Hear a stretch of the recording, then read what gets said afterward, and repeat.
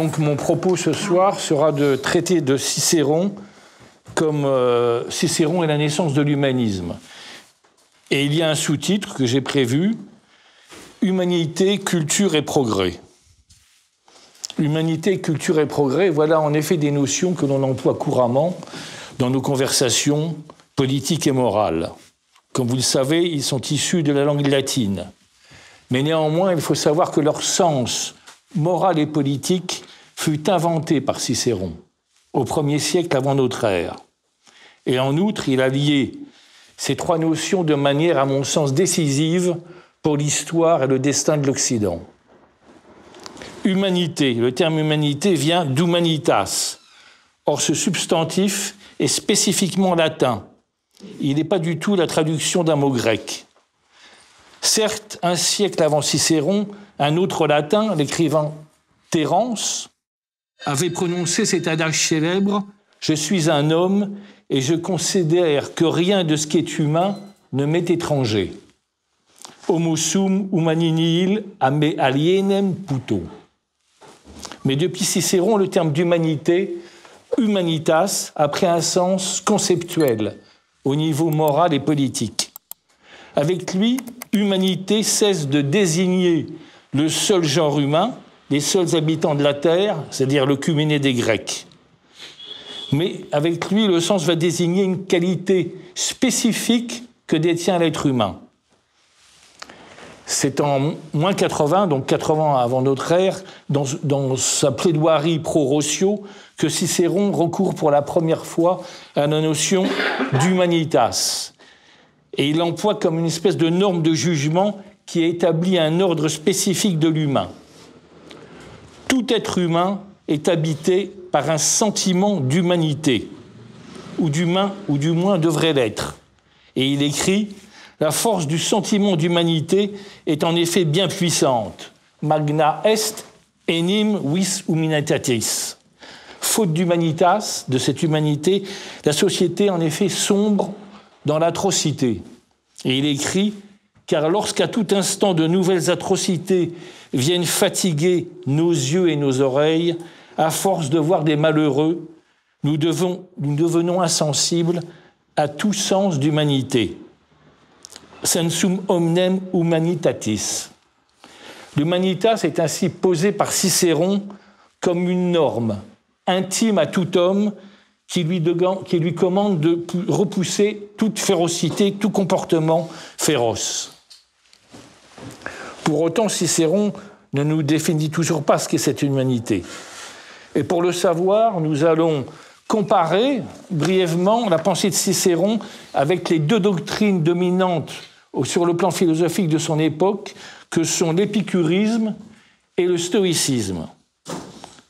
Or, ces deux doctrines sont des naturalismes.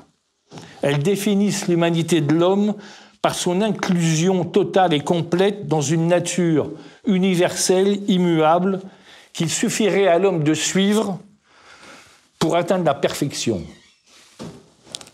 Par exemple, chez Épicure, l'homme est une forme d'atome agrégé par une nature d'ailleurs dénuée de finalité. Et l'homme d'Épicure se réalise en atteignant l'ataraxie, c'est-à-dire un état de quiétude de l'esprit et du corps. La plénitude humaine renvoie ainsi à une espèce de calme stabilité de l'individu atomistique, car composé d'atomes. Cette sagesse suit toute responsabilité politique et civique. Donc, Cicéron n'y adhère pas du tout. Et on dirait même que c'est un adversaire féroce du stoïcisme, de l'épicurisme, Cicéron, notamment d'Épicure, moins de Lucrèce. Cette sagesse, donc, alors, après l'avoir refusée, va-t-il adhérer au stoïcisme? À bien des égards, effectivement, Cicéron relève du stoïcisme. Je rappelle un peu ce qu'est le stoïcisme. C'est une doctrine philosophique selon laquelle le cosmos est un organisme vivant, parfaitement ordonné par une âme immanente, l'anima mundi, que l'on retrouvera d'ailleurs à la Renaissance. Donc l'âme immanente qui règle le cosmos selon des lois universelles, rationnelles. Or, si l'âme humaine, le pneuma humain, est un moment d'ailleurs du souffle de l'univers, sa partie directrice, la raison, est identique à la raison universelle. Donc pour le stoïcien, du moment que l'être humain s'intègre à la vie du cosmos, en suivant la discipline de sa raison interne, il réalise son humanité. Le stoïcisme invite ainsi chacun à se fondre dans l'ordre parfait de la nature, tandis qu'il accepte d'un autre côté son destin qui est destiné par la Providence, dessiné par la Providence. Or, sur ces points, Cicéron s'oppose au stoïcisme. Pour lui, ce serait faire preuve de démesure que d'identifier souffle humain et souffle divin, et que d'exclure le corps de l'humanitas. Cicéron récuse aussi tout esprit qui pourrait se dire victime du fatum. Il n'y a pas chez Cicéron d'humanité guidée par la Providence. Et il en vient même au point à dire, dans son De Republica, « Je n'ai que mépris pour le destin, fatum contemno ». L'individu est donc entièrement responsable de ses heures et malheurs. Ainsi, aucune nature directrice ne conduit à l'humanitas. Et la définition cicéronienne de l'humain reste foncièrement problématique. L'homme de Cicéron s'érige sans essence fondatrice. Et c'est ici qu'apparaît toute l'originalité du penseur romain.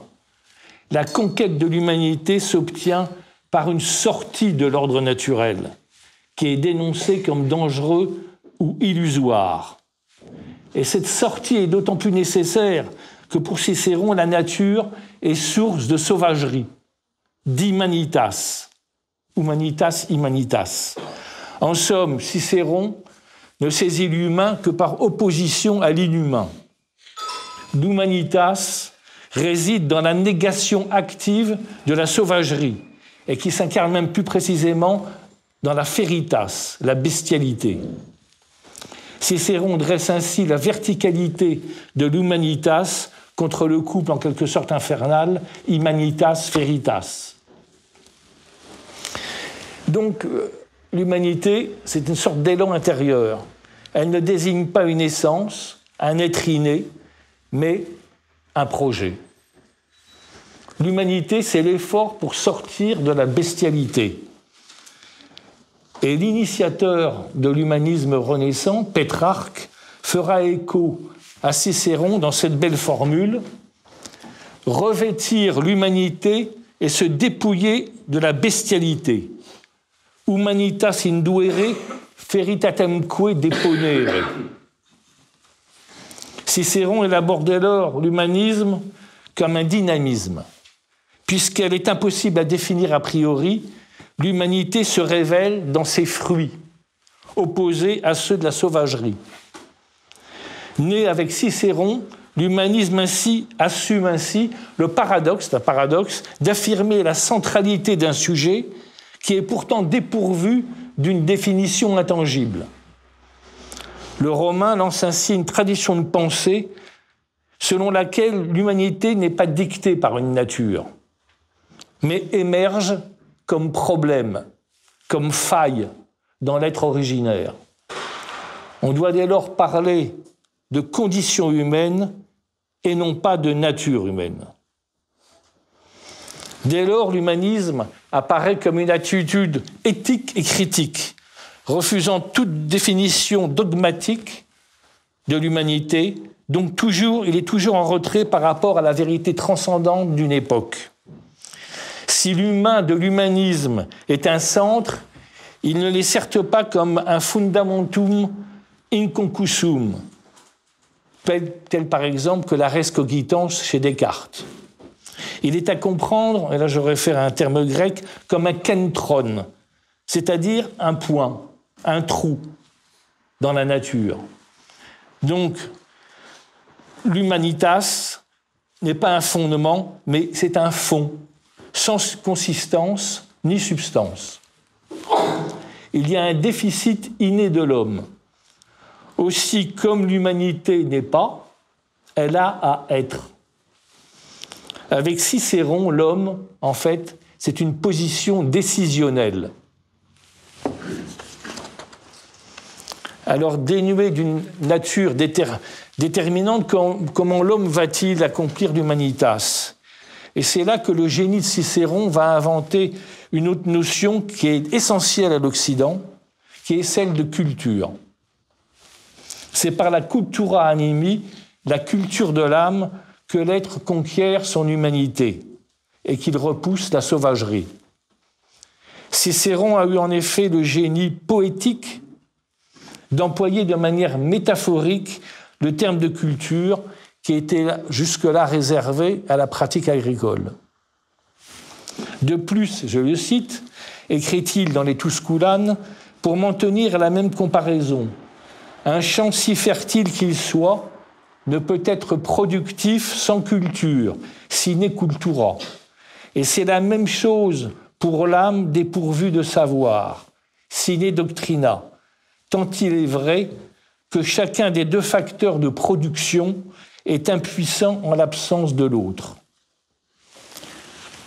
Mais Cicéron précise encore sa pensée, il va exposer essentiellement la métaphore de la culture dans son ouvrage De Finibus.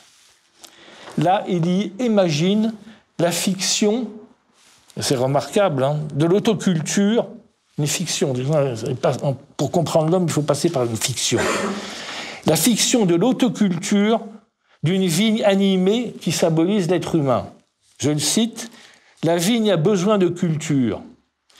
Et si cette culture, dont l'objet est de maintenir toutes les parties de la vigne en meilleur état possible, et car il nous est permis aussi bien qu'à vous de faire des fictions pour mieux éclaircir les choses, si dit cet art de cultiver la vigne appartenait tout à coup à la vigne elle-même, cette nouvelle partie, c'est-à-dire la raison, voudrait, je crois, tout ce qui pourrait servir à bien entretenir la vigne comme auparavant. Ce qui sert à l'entretien de la vigne, c'est la culture. Bonus vir, bonus agricola. Un homme de bien, un bon cultivateur. C'est inspiré par ce mot de Caton l'Ancien que Cicéron a donné par sa métaphore, une métaphore sans précédent, aussi bien chez les Grecs qu'ailleurs, sans précédent, un sens dynamique et universel à l'œuvre de la culture. D'ailleurs, à la différence des Grecs, de la paideia des Grecs, l'éducation des Grecs, la cultura animi ne se réduit pas à l'éducation de la jeunesse, mais elle la dépasse en s'étendant tout au long au cours de la vie. Semblable à une belle vigne, l'homme progresse vers sa floraison autant que progresse la culture de soi qu'il entreprend. Par contre, l'animal, lui, est complet. Il ne jouit pas donc de cette capacité d'autoculture. En revanche, je me répète peut-être, mais la tournure inachevée de l'homme, c'est cette tournure inachevée qui lui impose la dynamique de la culture. Bref, la culture désigne la tâche technique, morale, politique et historique qu'entreprend l'homme pour échapper à la nuit originaire et pour grandir, pour connaître l'expansion de soi. Dans l'expansion de soi, je prends ça à Goethe, mais Goethe a lu Cicéron, c'est une grande figure de l'humanisme européen. La culture, promue par l'exercice du savoir, au niveau collectif, devient évidemment une civilisation. Et la civilisation, elle passe par quoi? Par le studium sapientiae, c'est-à-dire par l'exercice du savoir. Le savoir, donc, cet exercice désigne la science et la connaissance de tous les arts qui ont un rapport étroit avec la droite conduite de la vie. Ad rectam vivendi viam. Donc Cicéron n'est pas du tout un spiritualiste. Quand il parle des artes, il parle des instruments, des techniques qui permettent le développement hic et nunc de l'être humain. Tout ars a d'abord été une techné. Cette idée, d'ailleurs, Cicéron la partage avec Varron, écrivain de la même époque, qui écrivait « Les débuts de tous les arts ont eu lieu en vue de quelque utilité. Issu de la nécessité, tout ars est en devenir, progressant de l'imparfait vers le parfait. Aussi la marche civilisatrice ne se borne-t-elle pas à acquérir l'indispensable pour survivre. C'est pourquoi Cicéron et Varron s'opposent à l'ascétisme de l'utilité pure qui implique par exemple la doctrine d'Épicure. Il n'y a pas d'idéal ascétique chez Cicéron. L'humanitas, au contraire, se gagne en dépassant la simple utilité immédiate. Donc l'humanitas se gagne en ajoutant la dignité et la beauté à ce qui est utile. Nous voulons être vêtus, affirme Cicéron, non pas seulement de manière à éviter le froid, mais à paraître vêtus avec honnêteté. Il parle ainsi d'ornatus corporis et dignitas. L'élégance contribue à la dignité. Quant à Varron, il souligne par exemple l'importance de l'architecture pour la civilisation, car l'architecture, c'est le vêtement de la communauté civile, que la culture offre aux hommes comme décor pour leur plaisir de vivre. Démuni comme le nouveau-né, l'homme n'a pu goûter l'amour de la vie que grâce donc au travail et aux efforts d'invention et de découverte, l'ingenium. La civilisation suppose la perfectibilité des humains et de leurs œuvres. L'humanitas, pensée par Cicéron, Varron, Lucrèce, Pline l'Ancien, Plutarque et bien d'autres, exprime une philosophie du progrès par lequel se poursuit la civilisation. Et que signifie celle-ci, sinon l'effort collectif de culture, le travail productif de la main et de l'esprit, qui, au long des siècles de l'histoire humaine et dans l'interaction des découvertes de tous ordres et de circonstances diverses, a fait grandir l'être humain en humanité.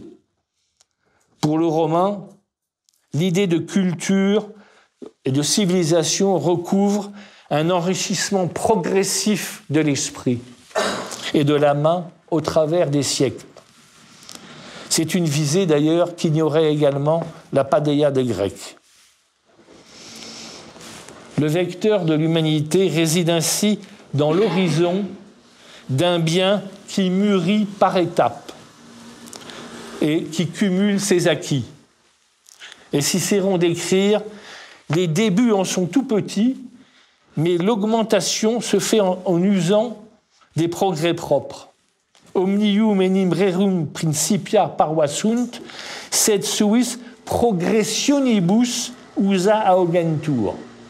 Toujours cette idée de progression, de progrès. Progrès donc dans les arts et les techniques. Agriculture, architecture, astronomie, confection, médecine, métallurgie, navigation. Il y a tant de domaines où, pour Cicéron, s'exerce l'ingénium de l'homme occidental, où s'exerce son intelligence créatrice et inventive, son inventio. Prisonnier d'aucune nature fixée, l'homme donc peut dominer la nature au point de la refaire. Et il écrit « L'homme a la maîtrise complète des dons de la terre. Nous tirons profit des plaines et des montagnes. Les fleuves sont à nous comme des lacs. Nous rendons les terres fécondes par des irrigations. Nous retournons les cours d'eau, nous les rectifions, nous les détournons. » Et là, il y a une phrase absolument gigantesque pour l'histoire de l'Occident qu'il va prononcer. « De nos mains, nous tâchons de produire dans la nature une seconde nature. Nostris denique manibus in rerum natura, quasi alteram naturam efficere con amour. » Et d'ailleurs, Cicéron n'hésite pas à insister ailleurs, l'homme a la maîtrise complète des dons de la terre. Terrenarum item commodorum omnis est in homine dominatus. Et encore, seul nous possédons la maîtrise des éléments. Seuls, il ne parle pas des dieux, seuls. Cicéron nous lègue ainsi une philosophie opérative où la main, guidée par l'ingénium, accorde à l'homme civilisé la stature d'un démiurge, qui seul peut doubler la nature, autre expression de Cicéron. Et quand on y pense, que dit Descartes des siècles après, quand il parle de l'homme comme possesseur et maître de la nature? N'est-ce pas alors un lointain successeur de Cicéron? Cependant, le progrès le plus originaire, là nous avons parlé de technique, forgé par l'esprit, n'est autre que le langage, qui associe les hommes en leur faisant partager la nomination des choses. C'est le langage qui ouvre la réflexion des hommes sur les rapports entre les choses, notamment grâce à l'abstraction, abstraction que portèrent en premier la comparaison et la métaphore. C'est un fruit également de l'ingénium, qui est une activité inventive et non déductive. La métaphore donc tisse un tissu ou un réseau de relations entre les choses tissu par lequel l'homme se situe dans un monde signifiant. Le langage donc donne le sens. La poésie première donne le sens. Le monde commence à parler à l'homme à travers la poésie. Cette capacité d'abstraction s'illustre également, évidemment, par l'invention des nombres. Des nombres qui sont essentiels pour le commerce, pour le calcul équitable des propriétés, mais aussi pour la naissance des sciences mathématiques et astronomiques.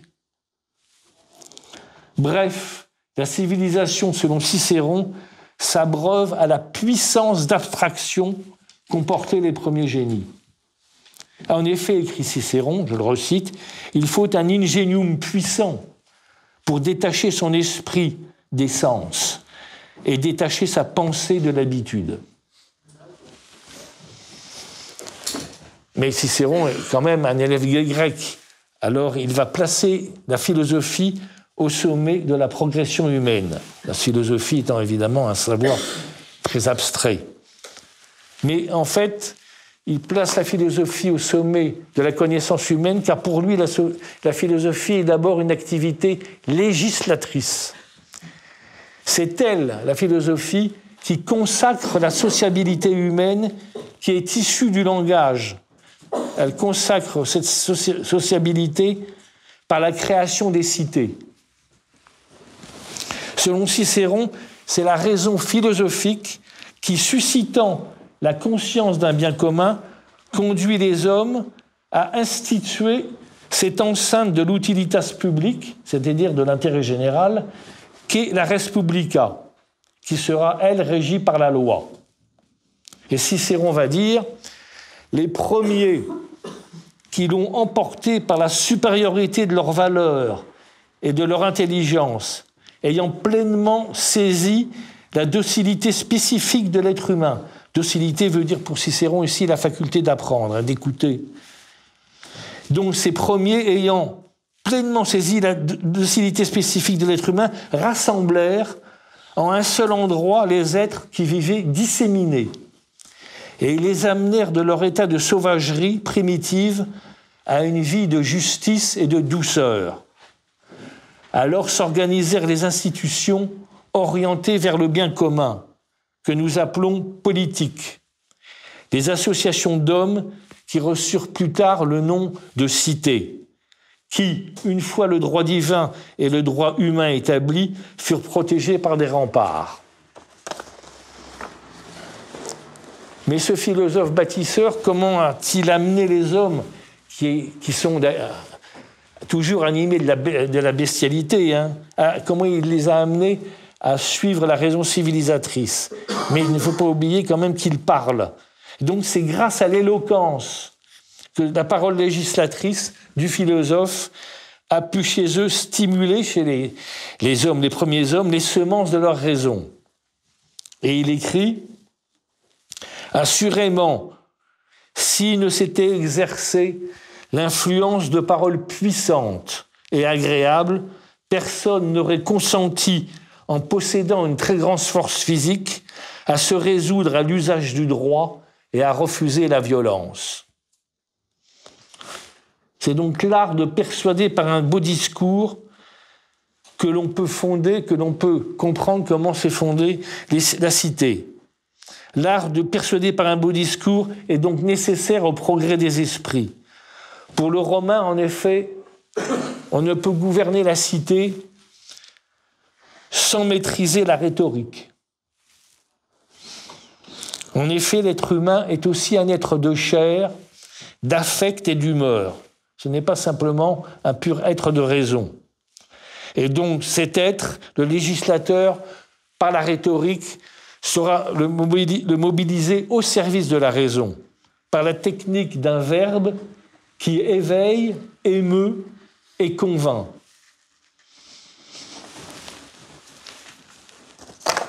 Et tout à l'heure, j'ai parlé du naturalisme, comme quoi il s'opposait au naturalisme. Là, nous retrouvons la même chose. Dès lors, la cité ne procède pas de la nature, d'un bios immédiat, par exemple celui de la famille. La cité, elle naît de l'artifice du verbe par lequel se transmet l'apprentissage de la raison. Toute société politique naît ainsi d'un accord premier de la raison, d'une convention. Pourtant, cette convention principale, partant donc, cette convention principielle institue le règne fédérateur du droit. C'est la fondation civile nous sort de la bestialité car elle nous fait passer de la violence au droit, du vis au ius. Et il écrit « Entre la vie civile affinée par l'humanité et la vie sauvage d'autrefois, rien ne fait autant la différence que le droit par rapport à la violence. » Donc c'est le droit et non la religion qui garantit la progression humaine, puisque seul le droit élève pratiquement l'homme au statut, l'autre homme, celui qui est en face de vous, au statut de sujet. C'est ainsi qu'éveillé par l'orateur, chaque homme découvrit que l'autre homme détenait des droits. D'antagonistes, l'un et l'autre devinrent protagonistes. Les hommes s'humanisèrent sitôt qu'ils devinrent les uns pour les autres des sujets de droit. Ainsi s'amorça l'amitié politique, constituée par un premier contrat social. Ce premier contrat social, c'est l'accord de ne pas se nuire mutuellement. Primum ut nequi noceatur, ne cause un dommage à personne. Telle est, selon Cicéron, la première obligation du ius, où tout ordre civil prend sa source. Et pour sa part, Lucrèce établissait lui aussi la première entente sur la maxime « s'épargner tout dommage et toute violence. Inter se nec laedere, nec uiolari. » C'est donc en découvrant qu'ils étaient des êtres de droit, en mutualisant leurs droits, que les hommes inventèrent la cité et la loi. Le ius institue la justice. La justice, pour Cicéron, c'est l'équitas entre les hommes. L'équitas doit régner entre les hommes par la formulation de la loi qui régit les rapports entre les particuliers. Et cette loi doit viser à l'harmonie au sein de la cité. Afin de progresser en humanité, les citoyens décident de servir l'équité en respectant l'autorité de la loi, tandis qu'ils forgent des institutions qui organisent la vie civile dans le souci du droit. Mais la loi ne doit pas être réduite à sa lettre. Une autre formule célèbre de Cicéron, summum ius, summum inuria. Excès de droit, excès d'injustice. Cet adage de Cicéron signifie que la loi doit être appliquée selon l'esprit du législateur, et non selon le texte, non selon le scriptum du texte. Car le législateur, philosophe, a voulu que la justice soit rendue selon l'équité, donc. Et sinon, il s'agirait d'une justice barbare. Toutefois, à ce propos, évidemment, il faut se garder de tout anachronisme. La justice romaine est inégalitaire. Elle signifie que le fort a le droit de commander le faible, de lui assigner des tâches. Mais elle signifie aussi qu'en retour, le faible a le droit d'être traité avec humanité par le fort, qu'il a le droit d'être protégé et défendu par lui. Ainsi, et néanmoins, 2 siècles plus tard, l'édit de Caracalla, étendant la citoyenneté romaine à tous les citoyens libres de l'Empire, complétera l'humanisme de Cicéron. Ainsi, avec Cicéron, nous pouvons voir combien le droit détient une force qui structure universellement le rapport à l'autre. Nous remarquerons aussi comment l'idéal cicéronien dépasse à nouveau ici les Grecs et dépasse la philanthropia des Grecs, qui, eux, réservaient l'amitié aux seuls Grecs et en excluaient les barbares. Et même, ça permet à Cicéron, en quelque sorte, de faire une réflexion quasiment géopolitique et géostratégique. L'hégémone d'Athènes ou de Sparte colonisée, mais faute d'humanité, faute de sentiment d'humanité et d'ingénium politique, Athènes ou Sparte ne savaient pas fédérer. Au contraire, par le ius fédérateur, l'empire, servant les pactes, est pleinement mérité aux yeux de Cicéron. Vouloir une justice élaborée signifie un effort constant qui se transmet et doit se transmettre de génération en génération. En effet, à chaque époque, l'humanitas cohabite avec l'imanitas qui menace toujours. Rome jouera donc de la concorde de tous, concordia omnium, tant que 6 citoyens œuvreront pour le meilleur régime possible. L'optimus status civitatis. Et ce régime, évidemment, est loin d'être une réalité intangible. Fonder la cité, ça ne veut pas dire qu'on est dans la concorde immédiatement pour toujours. Donc, ce régime, le meilleur régime possible, est toujours à rechercher et à cultiver par le bon législateur. Et le peuple fait encore l'expérience de l'injustice. Et le peuple, la plèbe, quand elle en prend conscience de cette injustice, sa juste colère ébranle la cité. Alors il est du devoir des gouvernants justes et prudents d'y remédier par des lois meilleures et nouvelles. Et on va revoir ici le dynamisme de l'esprit humaniste de Cicéron. C'est donc que Cicéron admet donc qu'une meilleure organisation de Rome peut jaillir de la discorde. Dans ses ouvrages De Republica et De Legibus, il reconnaît la légitimité des luttes de la plèbe, quand celle-ci se dresse pour abolir les abus d'une noblesse sénatoriale dévoyée. Il ne viendrait donc pas à Cicéron l'idée de neutraliser les sentiments vitaux du peuple, au nom, comme on dit aujourd'hui, au nom d'une stabilité. Pour lui, cette stabilité serait injuste et stérile. Il ne s'agit pas de plier devant cette stabilité que, par exemple, proclamerait une idéologie du bien. La cité se fortifiera au contraire par la coopération tumultueuse, bénéfiquement tumultueuse des groupes sociaux. Et Cicéron en vient même à dire que la colère, l'indignation et la vengeance s'imposent comme des lois naturelles à la République. Et c'est rien de plus logique pour une cité, pour Rome, qui, souvenons-nous, sachons-le, est unie autour de la considération et du prestige du citoyen. la dignitas du citoyen.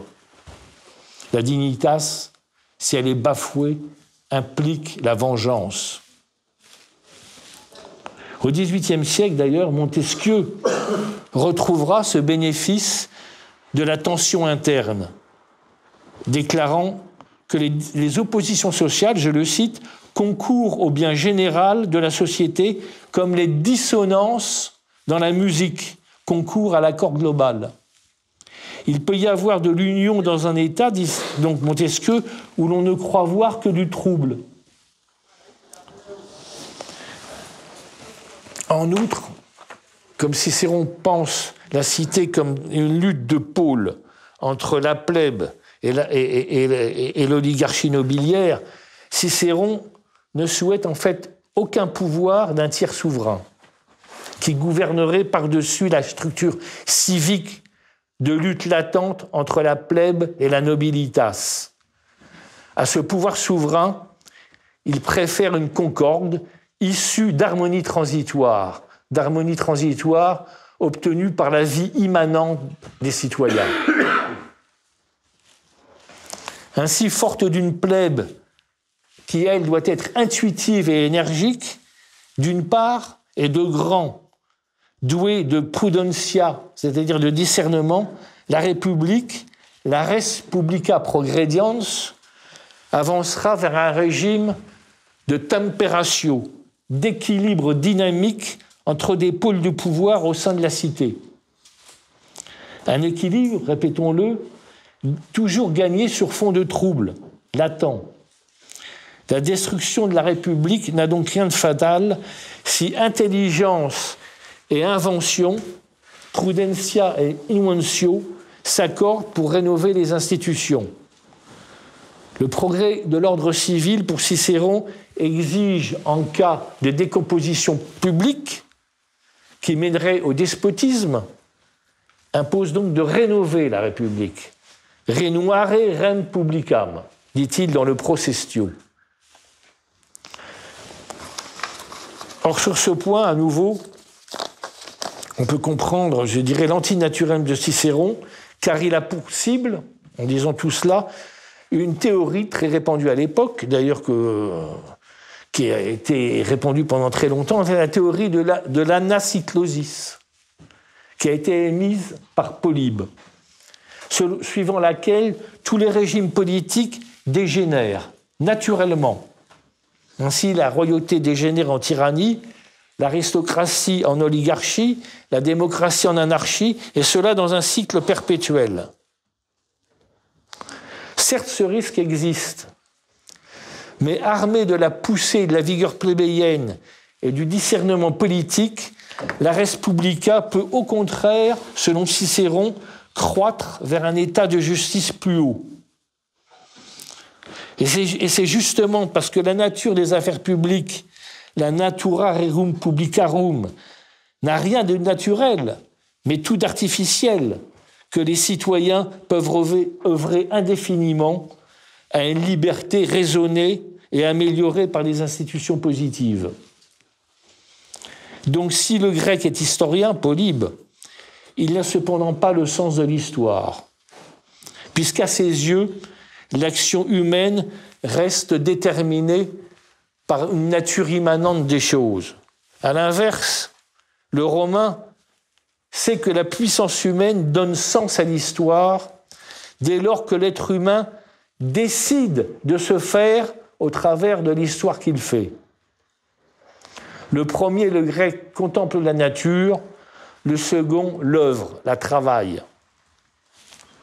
Tu comprendras, remarque Cicéron, je le cite à nouveau, que ce peuple romain s'est fortifié non par le fait du hasard, mais grâce à son esprit de discernement et à sa tradition. Premier sentiment d'humanité, donc, je récapitule, puissance élévatrice de l'abstraction, art du discours, institution du droit, toutes ces étapes ponctuent la progression humaniste chez Cicéron. Pourtant, l'avocat romain veut être plus précis dans son enquête sur le processus civilisateur. En effet, en bon rhéteur, il sait que la dimension des affects, la vie pathique, la vie du pathos, peut être décisive dans les affaires humaines. La poursuite de l'humanité et de la culture au travers de la concorde civile nécessite donc absolument un type d'homme, des hommes de caractère et qui soient disposés à l'utilitas publique. Dès lors, Rome, comme toute république saine, a besoin de magistrats, animés par la progressio in virtute, par la progression dans la vertu. Ainsi, parlant de Tiberius Gracchus, Cicéron écrit « Mais comme il cherchait à mériter la louange et l'honneur, il avait beaucoup progressé dans la vertu.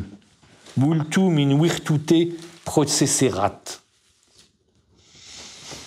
Et il faut savoir ici que Cicéron conçoit essentiellement le progrès moral donc à l'aune de la cité. La voie du progrès moral vers l'humanitas se trace dans le service constant de la République. L'unique accomplissement des officiats, des devoirs de ceux qui ont en charge la République, témoigne des vertus d'un individu.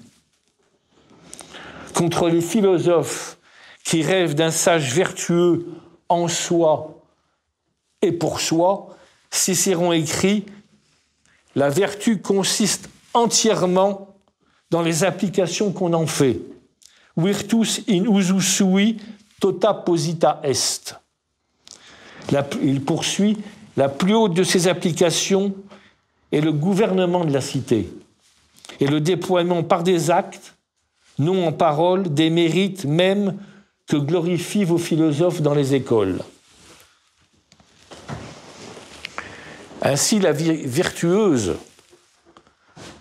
prend toute sa valeur en secondant l'application du droit et en pratiquant l'équité.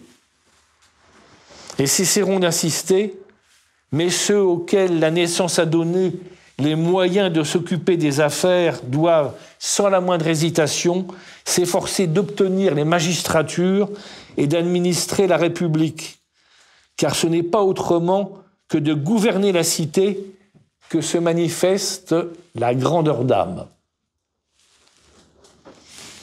L'humanisme de Cicéron s'achève dans l'humanisme civique, que l'on retrouvera à la Renaissance italienne. La progression vers l'humanité s'exerce par l'action et non par la contemplation. Aussi, Cicéron va même jusqu'à dire que tout devoir assurant l'union politique doit être placé même avant le devoir qui consiste dans la connaissance et la science. L'homme de bien, le vir bonus, se réalise, même évidemment il faut qu'il connaisse, qu'il se cultive, mais se réalise en définitive dans la vie publique, où il vise d'ailleurs la gloire, gloria, la louange, laos, et l'honneur, dignitas, le prestige, la considération. Il jugerait donc étrange, lors de se sacrifier pour une puissance transcendante. Nous sommes entièrement dans un domaine de l'immanence.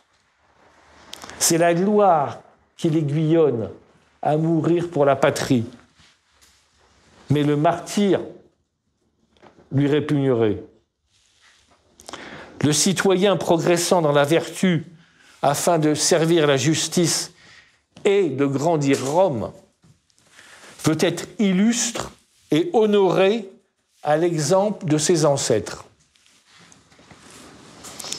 C'est la voie, instruit Scipion l'Africain, c'est Cicéron qui le fait parler, c'est la voie qu'il faut suivre pour parvenir au ciel.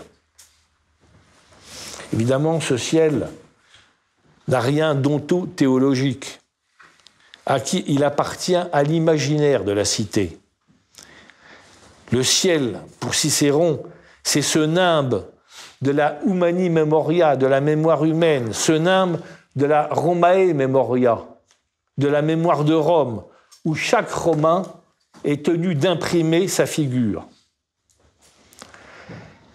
Être à jamais admirable dans la mémoire historique du peuple, voici l'idéal divin de tout homme de bien. Donc l'homme se divinise en ce sens. Et pour cela, il cultivera le mos maiorum, c'est-à-dire la coutume des ancêtres, qui a fait la grandeur de Rome. La coutume des ancêtres a été fondée essentiellement sur les qualités morales suivantes. La pietas, c'est-à-dire la dévotion et les devoirs dus aux parents, aux dieux et à la patrie. La fides, le respect, la loyauté entre les citoyens. Cette qualité est en effet majeure pour la concorde civile.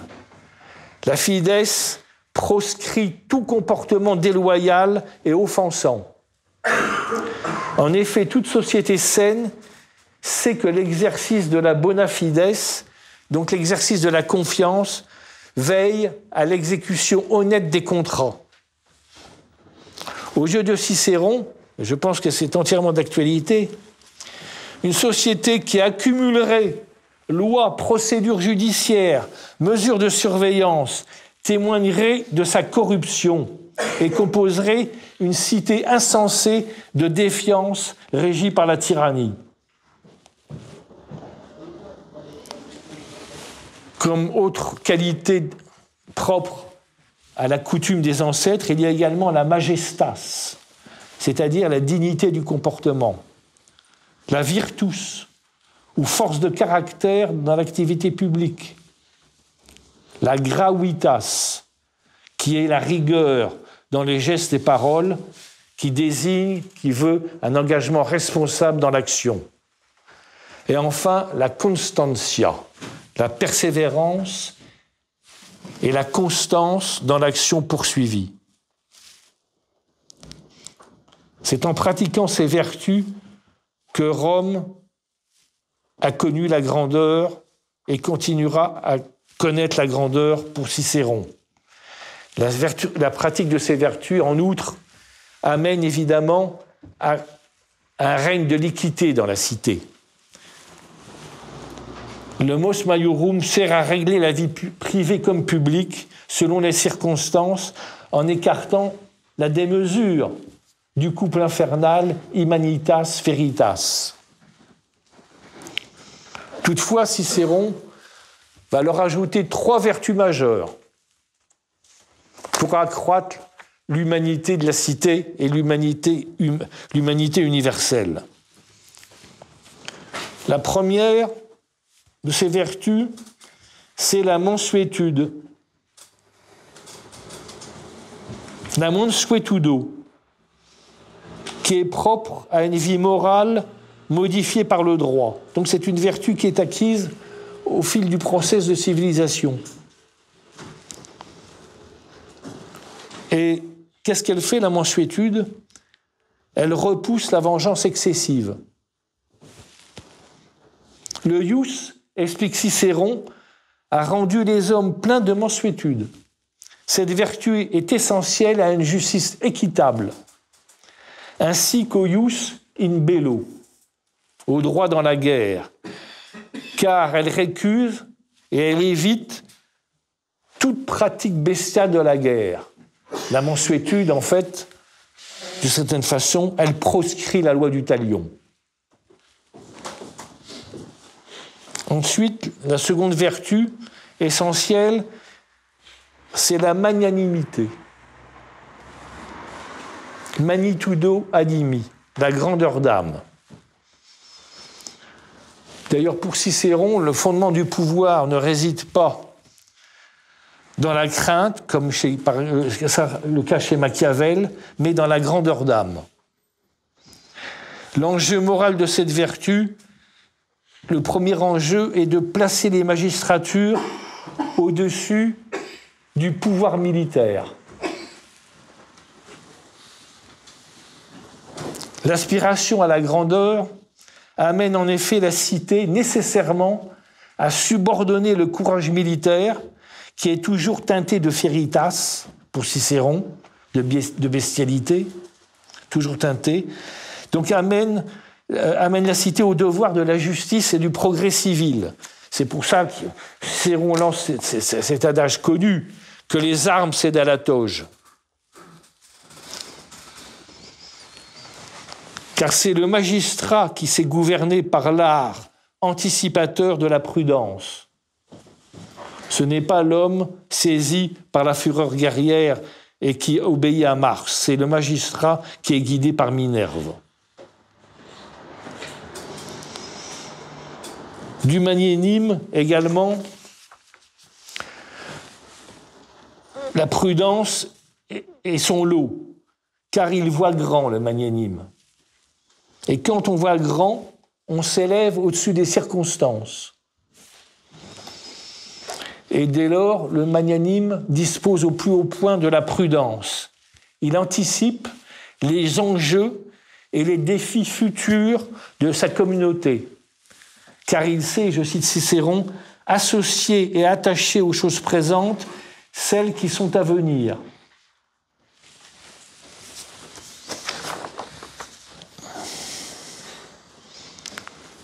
Comme il sait être prudent, comme il sait prévoir et organiser le futur, le magnanime également unit et élève par son autorité. Et sa véritable grandeur d'âme ne se perd pas uniquement dans l'attrait des honneurs, mais au contraire, la véritable grandeur d'âme, précise Cicéron, aspire à mériter et non à occuper le premier rang.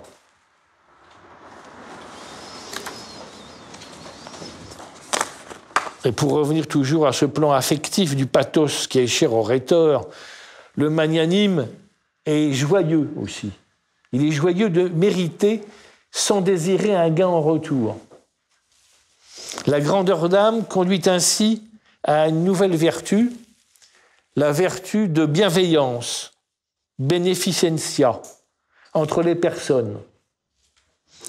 Par la bienveillance mutuelle, les personnes s'obligent les unes les autres. Un échange de bienfaits mutuels forme aussi une belle et durable société. S'obliger l'un l'autre, c'est se lier pour la vie, dit Cicéron. Il le recommande.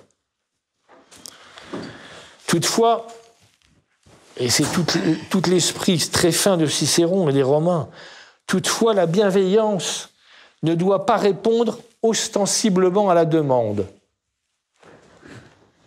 Elle la prévient. La bienveillance prévient la demande. Elle agit avec prévenance pour pallier l'humiliation que toute sollicitation provoque. Cicéron, et c'est là où on perçoit bien l'esprit romain, civique, sait en effet que toute demande ne peut se faire que tête baissée. Également guidé par la prévenance, Sénèque dira plus tard « Donnons comme nous voudrions recevoir. Sic demus qui modo velemus accipere ». Pour les deux Romains, et je pense que ça peut nous parler aujourd'hui, pour les deux Romains, donc Sénèque et Cicéron, une cité qui reposerait sur la demande générale serait la cité de l'humiliation générale. L'humanisme moral de Cicéron requiert la fierté commune des citoyens. Aussi, bien qu'œuvrant à l'affinement des caractères, la res publica progressant de Cicéron ne saurait signifier évidemment le règne d'une morale du troupeau. Elle établit essentiellement, la République, une communauté politique qui garantit la libertas, c'est-à-dire la faculté pour tout homme de faire valoir ses talents et de mériter les honneurs, selon un principe d'équité. Mansuétude et bienveillance ne signifient point le nivellement des caractères et l'aplatissement du jugement. Elles se méritent. En revanche, celui qui reste prisonnier de la cupidité, avaritium, et de la superbe, qui sont destructrices de Rome, celui-ci sera publiquement jugé sans aucune clémence. Et il faut entendre Cicéron, tout comme en effet, affirme Cicéron, l'on coupe les membres dans lesquels le sang, la force vitale en quelque sorte commence à manquer, parce qu'ils nuisent aux autres parties du corps, il faut retrancher du corps de l'humanité des êtres qui, sous une apparence humaine, ont la férocité, la cruauté d'une bête sauvage. Dès lors, toute faction tyrannique sera mortellement sanctionnée par le droit de tous à progresser dans la concorde civile.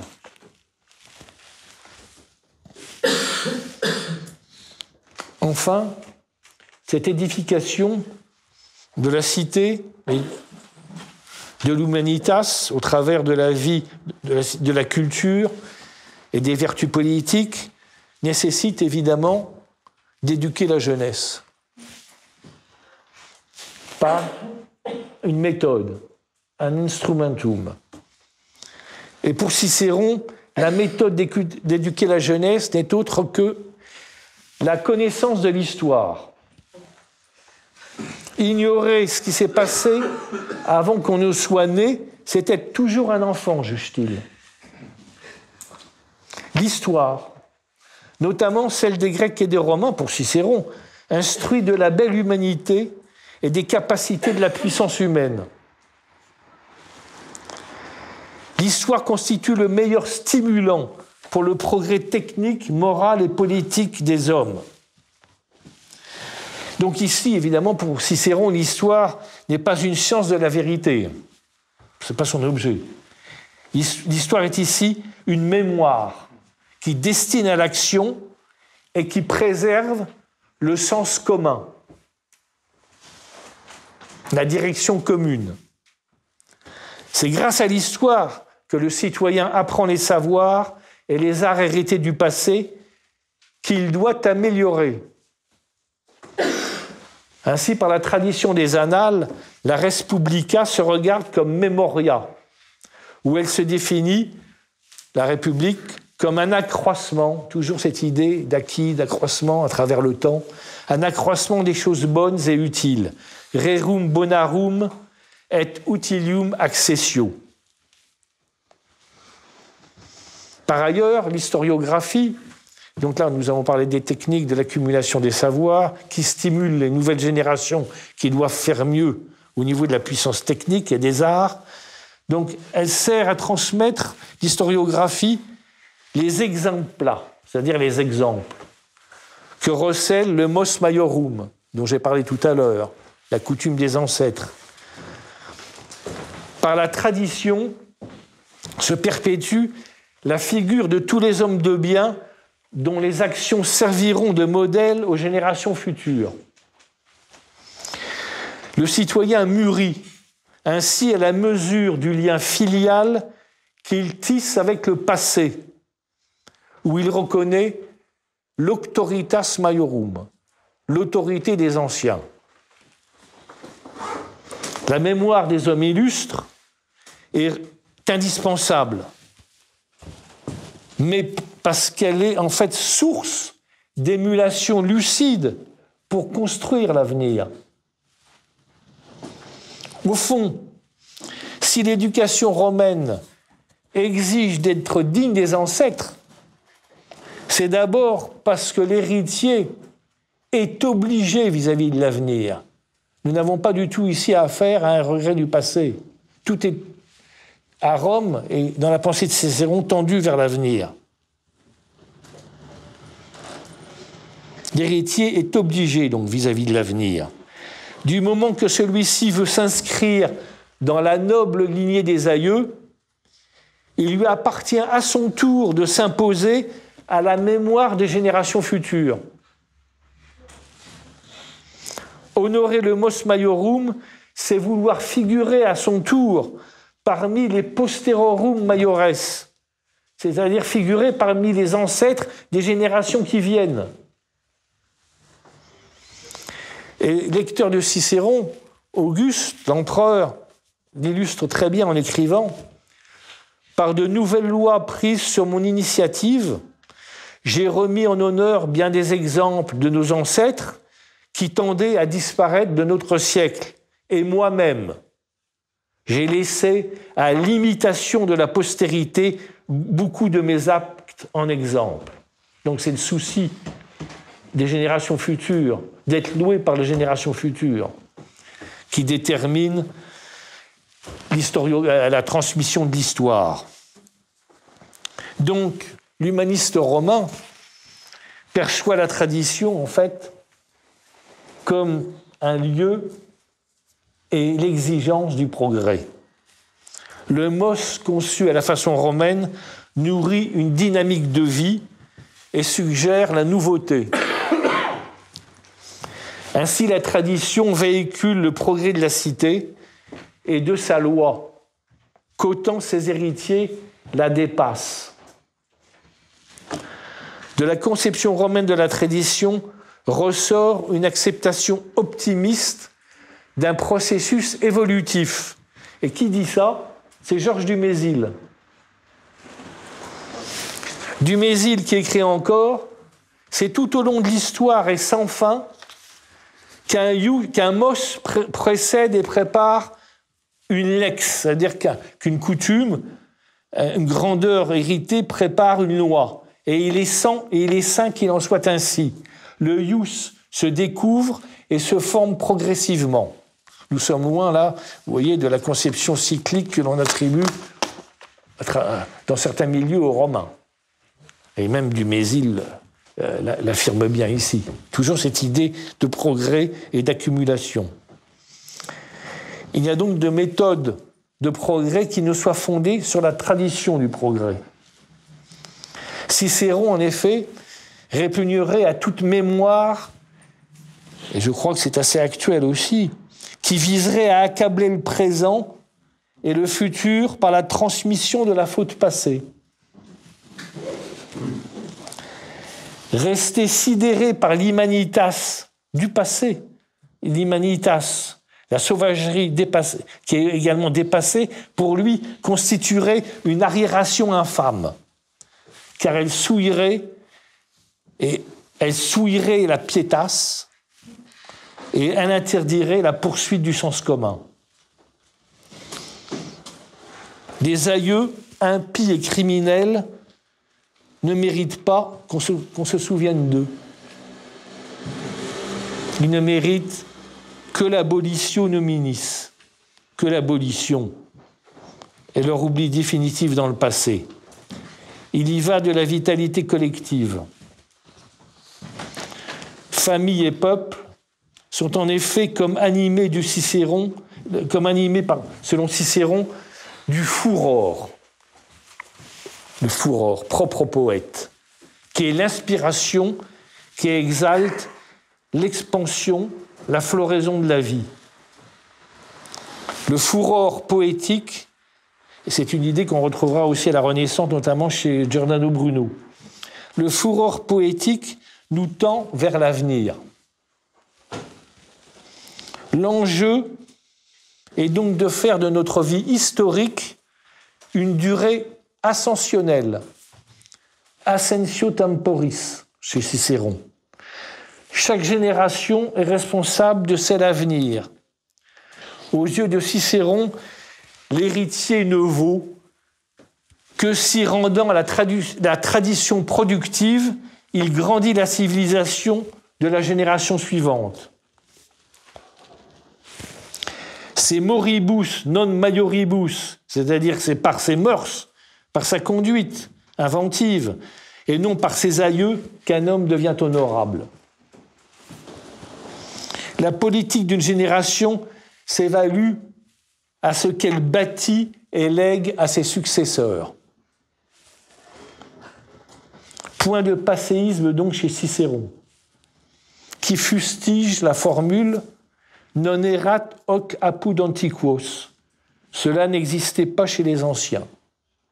Il la fustige. En conséquence, l'argument d'autorité est chez Cicéron, pour Cicéron, à proscrire, quand cet argument ne fait que tarir l'exercice de l'ingenium et de l'inventio. C'est l'ingenium et l'inventio qui permettent de s'inscrire dans la durée créatrice du peuple et de l'histoire. La progression collective n'a donc rien de naturel, de linéaire, car elle subit bien des interruptions, des reculs, des vicissitudes. Mais pour Cicéron, tant que Rome conservera une mémoire réfléchie, la République pourra retrouver son sens. L'histoire ainsi raisonnée est gage de durée créatrice. Faisant parler Caton de censeur, Cicéron constate, chez nous, les Romains, la République s'est constituée non par le génie d'un seul, mais une sorte de génie commun à beaucoup de citoyens. Et ce n'est pas au cours d'une vie d'homme, mais par un travail que des générations ont poursuivi pendant quelques siècles. Or, l'héritier qui n'améliore pas la culture reçue, eh bien, il est promis à la ruine historique.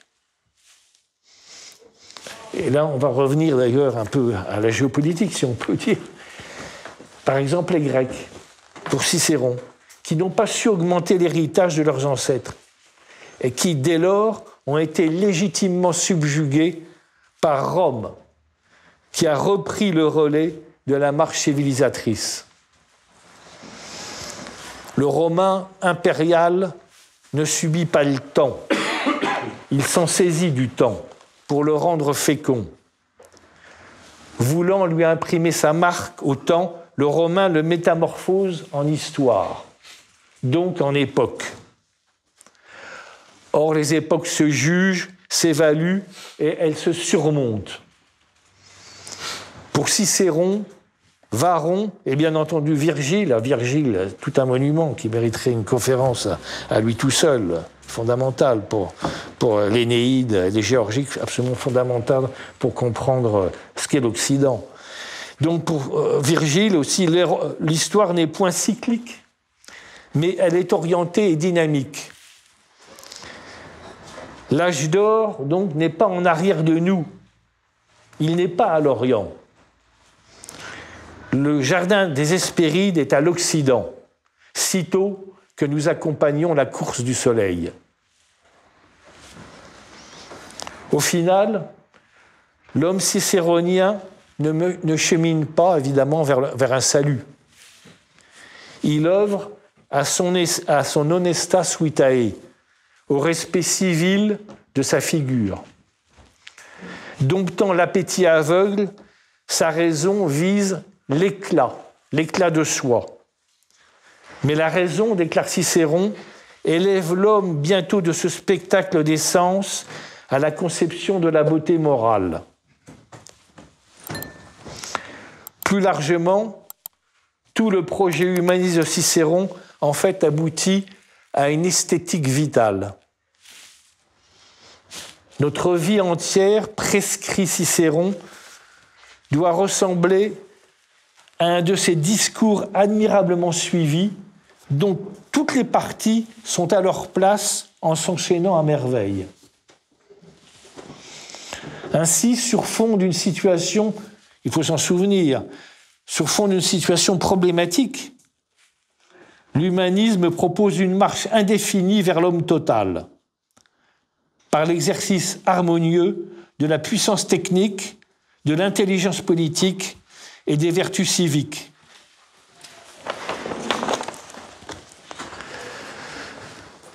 Impérieux, impérial, l'humaniste cicéronien répond dans ses actes et paroles à l'appel de la grandeur, du magnus ordo seculorum, du grand ordre des siècles, édifié aux lumières de la beauté.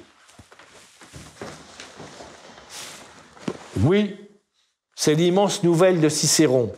L'homme et faber et artifex, fabricateur et technicien, par nature. Sa tâche aventureuse est de transfigurer l'univers. Il est un homme qui fera grandement écho aux Romains des siècles et des siècles plus tard, en écrivant « Celui qui n'éprouve pas une joie plus grande à bâtir l'univers et à être créateur du monde qu'à s'agiter éternellement dans sa propre peau, celui-là est sous le coup d'un anathème de l'esprit. » Cet homme, c'est Karl Marx. J'ai fini. Merci. Alors déjà, merci, c'était vraiment passionnant.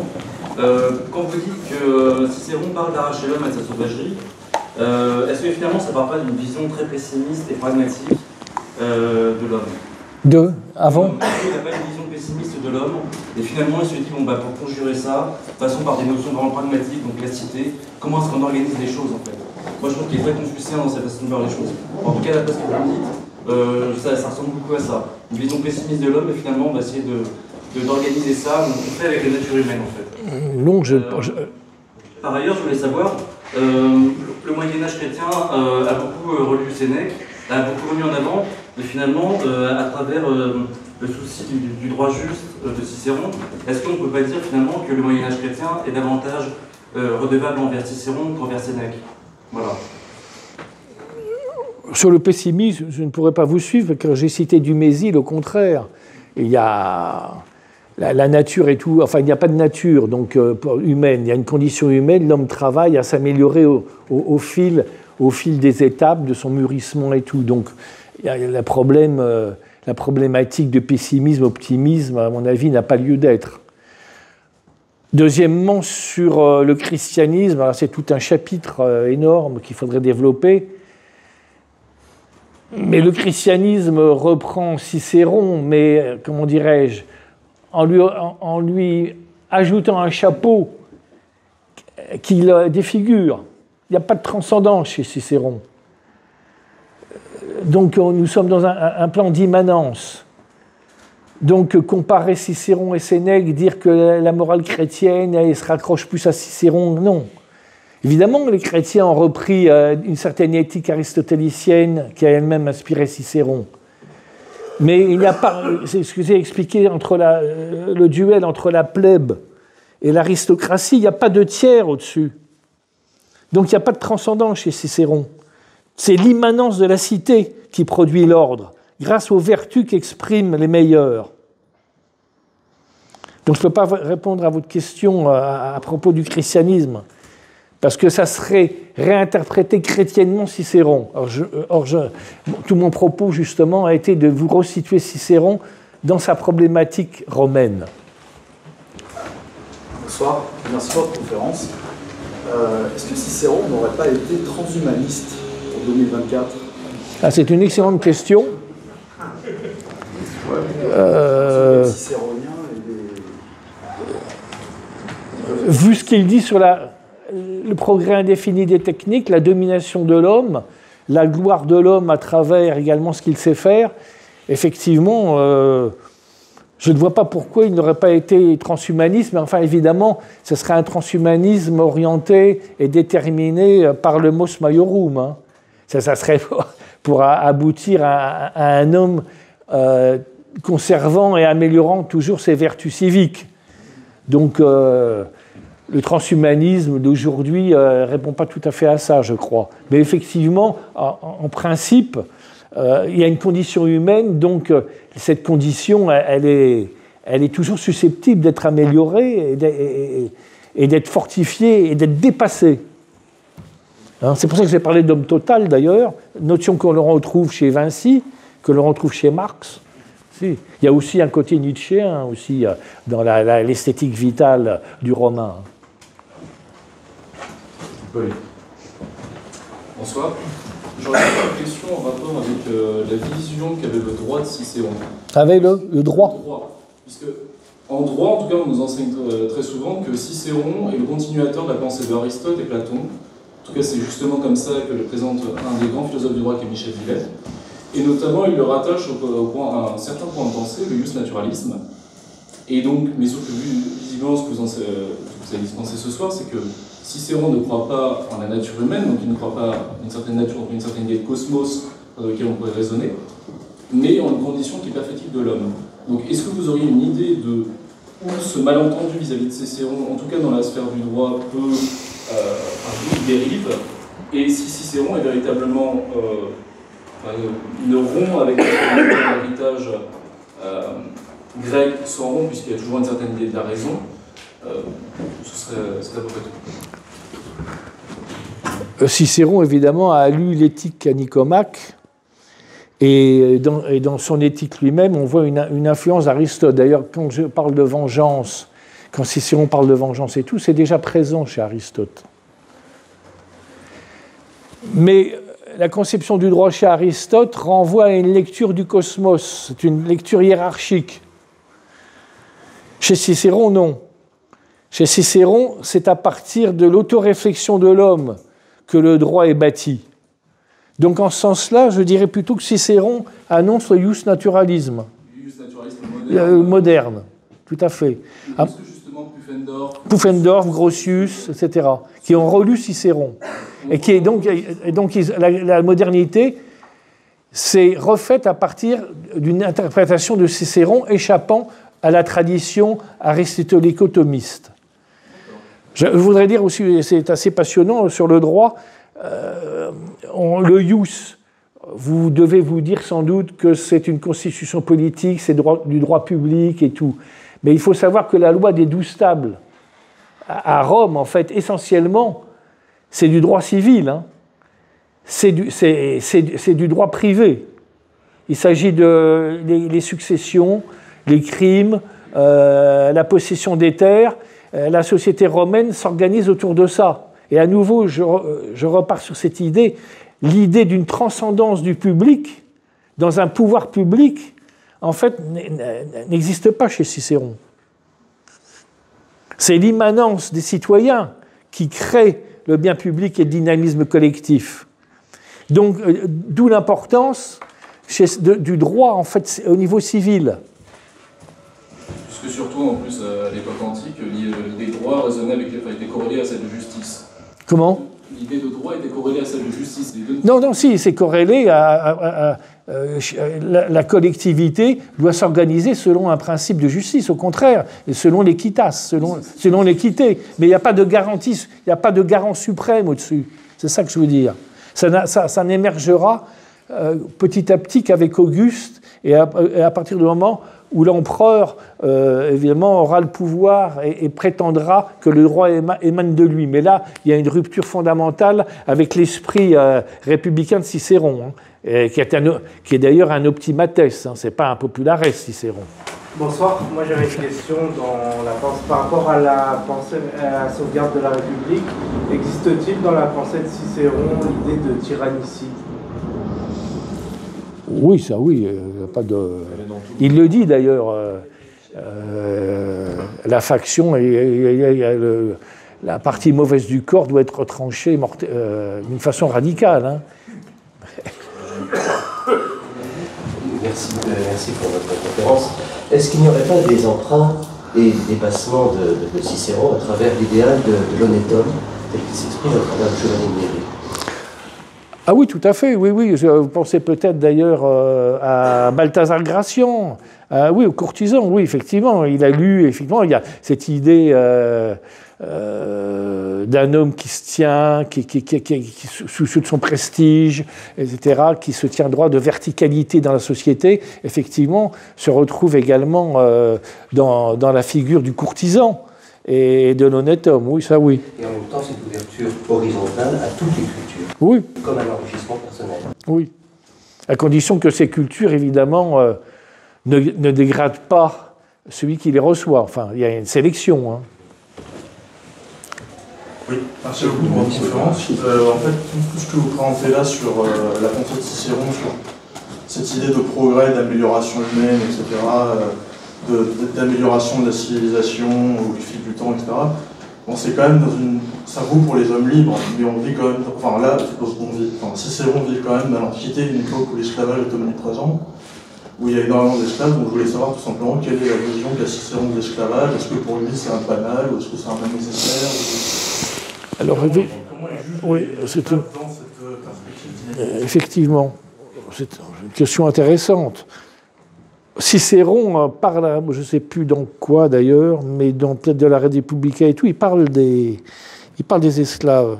Il dit qu'il faut bien les traiter. Et il dit même, comment faut-il les traiter? En fait, il faut les traiter, il faut les payer. Et c'est des mercenaires pour lui. Il faut les traiter comme des mercenaires et donc les payer. Ensuite, il ne faut pas non plus, comment dirais-je, se focaliser sur l'esclavage à Rome. Il faut savoir que beaucoup d'esclaves étaient affranchis. Tout ça pour des raisons démographiques. Donc les esclaves affranchis, leurs enfants étaient citoyens romains. Donc ce n'est pas du tout une société fermée et bloquée et stratifiée, Rome. Hein, il y a tout un souci, au contraire, de se régénérer, même par les esclaves, qu'on affranchit. Et d'ailleurs également, on parlait de culture, ils savent reconnaître la valeur des esclaves intellectuels et qui pensent. Épictète est un esclave, il y a plein d'esclaves qui sont des précepteurs. Donc il ne faut pas avoir une vision trop esclavagiste, je dirais, de Rome. Mais pour Rome, c'est quand même une question intéressante, parce que pourquoi, dans l'esprit romain, pourquoi l'homme est esclave ? Parce qu'il a renoncé à mourir pour la patrie. Il a accepté d'être vaincu. Donc il a remis sa vie à son vainqueur. Donc c'est une question, il y a une éthique qui justifie l'esclavage. Bonsoir, merci pour votre conférence. J'avais juste une question par rapport au lien entre Cicéron et Polybe. Et Polybe. Oui. Vous avez dit que justement Cicéron rejetait la théorie de l'anocytosis. Oui. Mais au-delà de ce rejet, est-ce qu'on ne peut pas faire des connexions entre la pensée de Polybe et de Cicéron dans la mesure où Polybe, de son temps, si je ne me trompe pas, était favorable justement pour remédier à l'anocytosis de mélanger les différents types de régimes politiques, oligarchie, démocratie et monarchie. Donc est-ce qu'il n'y a pas justement chez Cicéron cette opinion-là qui transparaît? Non, mais chez Cicéron, oui, il y a une idée, ce que je l'ai dit, de la temperatio, donc d'un équilibre des pouvoirs, équilibre des pouvoirs que Polybe, justement, admire chez les Romains. Voilà, c'est un partisan des Romains, c'est ce qu'on appelle le syndrome de Polybe, d'ailleurs. Le syndrome de Polybe, où en tant que grec, bon, il est aliéné aux Romains par son admiration. Mais quand même, je voulais montrer, là, mon propos était de montrer comment le naturalisme de Polybe avec l'anacyclosis ne pouvait pas être admis par Cicéron. Je m'en servais pour montrer comment la pensée de Cicéron est un artificialisme. Voilà. Bon. Merci beaucoup, monsieur. J'avais une question pour revenir au christianisme, avec une question un peu hypothétique, sachant que le christianisme est arrivé pendant la fin de l'Empire romain. Si Cicéron l'avait vécu, est-ce qu'il l'aurait jugé comme une régression par rapport aux vertus que lui avait développées? Et j'ai été très heureux que vous finissiez la conférence avec Karl Marx, parce que je voulais vous demander, est-ce que pour vous, sa pensée, ça s'apparente à une espèce de matérialisme primitif? Alors, pour la première question, donc, c'est ce qu'aurait pensé Cicéron du christianisme. Et à mon avis, je pense qu'il en aurait pensé le plus grand mal. Ben oui, les stoïciens en pensaient le plus grand mal, d'ailleurs. Donc, Cicéron, étant en partie stoïcien, moi, je n'ai pas développé là-dessus, on aurait pensé le plus grand mal. Parce que, je l'ai dit, il y avait des allusions dans ce que j'ai dit. La notion de faute passée, la notion de sacrifice et tout, le Romain n'a aucune idée. Pour lui, le sacrifice, ce n'est pas une valeur. Pas une valeur. On meurt pour la patrie, pour la gloire. On vit dans le regard des autres. L'intériorité chrétienne n'aurait pas de sens pour un Romain. C'est macéré dans son intériorité, c'est pour ça que j'ai parlé de Marx, d'ailleurs. Quand Marx dit à la fin à s'agiter éternellement dans sa propre peau, évidemment, je visais également le christianisme. Et votre seconde question, c'était? Est-ce que c'est pas un penseur matérialiste? C'est un penseur matérialiste. Il y a tellement de matérialisme primitif, je ne pense pas que ça soit... Je dirais que c'est plutôt un penseur vitaliste. Et je pense que... Il faut savoir que Marx a sans doute lu Cicéron, mais il a lu surtout Vico. Et le grand interprète de Cicéron et anthropologique de Cicéron, c'est Vico. Il faut absolument lire Vico. C'est Vico. Et c'est également... oui, j'ai parlé de lutte, c'est Augustin Thierry. Il faut savoir que pour Marx, il a emprunté son idée de lutte des classes à Vico, lui-même grand commentateur des Romains, et il emprunte également sa lutte des classes à Augustin Thierry, qui est en France le penseur de la lutte des races. Alors la lutte des races, ce n'est pas au sens effectivement biophysique. La lutte des races, c'est la lutte des occupants d'un territoire. Hein. Et on retrouve ça par exemple, la lutte en Angleterre, ensuite, à l'époque de Cromwell, les Saxons qui disent aux Normands, mais non, notre droit à nous, Saxons, il prime sur le droit des Normands, vous qui êtes les occupants. Donc ça va légitimer toute la lutte des Cromwelliens, par exemple. Donc il n'y a pas que la lutte des classes. Hein. Dans l'histoire, il y a de multiples autres luttes. Jean-Baptiste. Avant-dernière question, monsieur. Moi Oui, vous. Oui, vous avez répondu, moi je suis un marxiste, un pensée marxiste. Et moi j'ai pensé à la deuxième phrase d'un marxiste. Bon, j'ai pas eu l'occasion d'étudier l'histoire et la philosophie. Je suis du monde ouvrier, mais là je m'y retrouve totalement dans une raison de penser. Quoi. Et ouais, pour poser notre question, quoi, ou notre interrogation, ou notre parallélisme, moi je pense plutôt à la pensée écologique actuelle. Et ça serait bien d'expliquer, ça serait bien de leur opposer les pensées de Cicéron. Oui, enfin, il ne faut pas non plus, quand je parle de la technique, etc., il ne faut pas oublier que chez Cicéron aussi, il y a l'idéal de la beauté. Hein. Oui. Donc l'idéal de la beauté peut aider à maîtriser le développement technique. Je veux dire, on peut également être écologiste si on a l'idée de la beauté. Enfin, on peut peut-être essayer de trouver une concorde entre l'écologie politique et la pensée romaine. Ce serait un exercice à faire. Oui, mais c'est... D'accord, mais là, ce n'est pas du tout la même morale. Cicéron, il cherche la grandeur, il cherche la productivité d'un monde plus beau, d'un monde plus haut, d'un monde plus fort, etc. Le nazisme, pour lui, ça serait une abomination. Mais il ne comprendrait pas pourquoi il faut y revenir sans cesse. Et tout. Il ne comprendrait pas pourquoi cette obsession du passé. Et pour Cicéron, l'histoire, ce n'est pas la vérité, c'est la mémoire de ce qui était grand et qui peut nous aider à progresser. Donc c'est pour ça que les criminels, tous les ancêtres dans les grandes familles des aristocrates et tout romains, les monstres et tout, ont gommé leur figure. Vous savez que quand on rentrait dans une villa romaine, il y avait les portraits des ancêtres, mais il y avait des vides, parce qu'on savait qu'un tel ou un tel était un criminel, etc. Donc abolition nominis. Donc on abolit ce qui nous pousse à la macération morale, au ressentiment. Chers camarades, si tu veux plus de contenu, de réinformation, d'éducation populaire et de formation intellectuelle, n'hésite pas à faire un don sur notre page Tipeee.